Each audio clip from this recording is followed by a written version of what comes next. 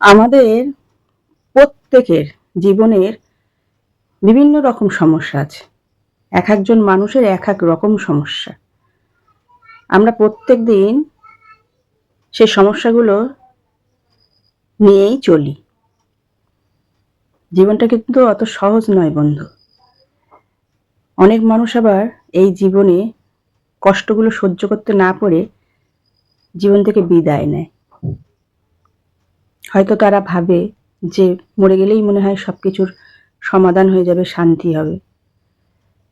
কিন্তু সেই বলে না, কথায় আছে, নিজে থেকে যদি আমরা মৃত্যুবরণ করি সেটা হচ্ছে সবচাইতে বড় পাপ আমাদের জন্য। তাহলে সেই পাপটা আমাদের কোনো মতেই করা যাবে না, তাই না? কেন পাপটা করব? তার চাইতে আমরা দাঁতে দাঁত চেপে জীবনে লড়াই করব, লড়াই করে বেঁচে থাকার চেষ্টা করব। একটা জিনিস কি জানো তো বন্ধু, খারাপ সময় কিন্তু সবসময় মানুষের থাকে না। খারাপ সময় সবার জীবনে আসে, সে যেই বলুক না কেন যে আমার জীবনে খারাপ সময় আসে না। খারাপ সময়টা কিন্তু সব মানুষের জীবনে আসে, কিন্তু সেই খারাপ সময়টা দীর্ঘদিন একইভাবে চলতে পারে না। খারাপ সময়েরও একটা খারাপ সময় আসে।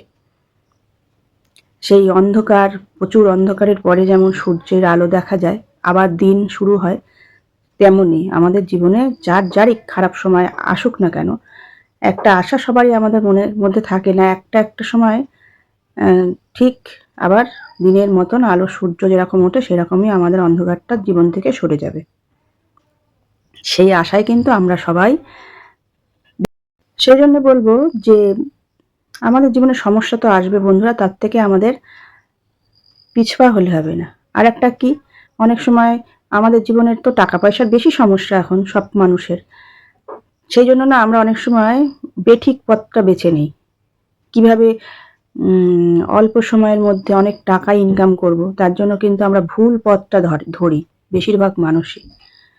যে যাই হোক করে হোক ইনকামটা করলেই হবে।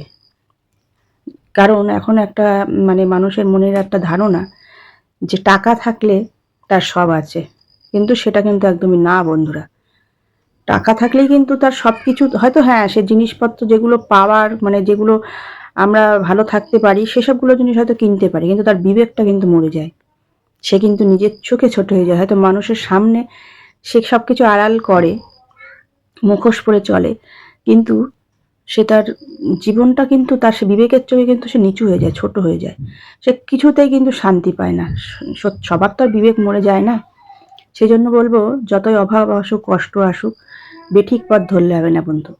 সঠিক পথে হয়তো একটু আস্তে আস্তে। আর একটা কি বন্ধু, যদি আমাদের নিজেদের চাহিদাটা আমরা একটু অল্প করি, আমার যতটা পারকতা সেই হিসেবেই আমাকে পা বাড়াতে হবে, সেটুকুনি নিয়েই আমাকে সন্তুষ্ট থাকতে হবে, তাহলে দেখবে অনেক সময় অশান্তি হবে না।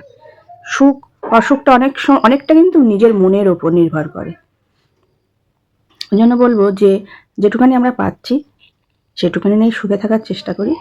আর যদি সংসারে কোনো সমস্যা আসে, সবাই মিলে সেই সমস্যাটাকে সমাধান করার চেষ্টা করতে হবে। সবাই ভালো থাকবেন, সুস্থ থাকবেন, আমার পাশে থাকবেন।